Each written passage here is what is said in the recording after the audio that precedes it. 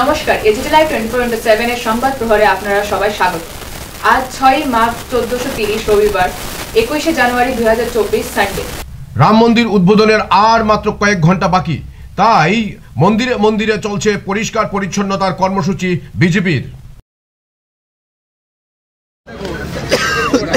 ভগবান পুরুষোত্তম রামচন্দ্র কি রাম শ্রী রাম। বাস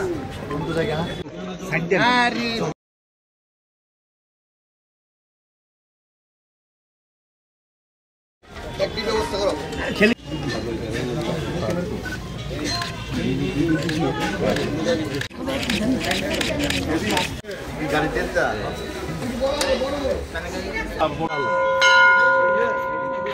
রামলালাজির প্রাণ প্রতিষ্ঠা হবে অযোধ্যাতে মাননীয় প্রধানমন্ত্রীজির হাত ধরে।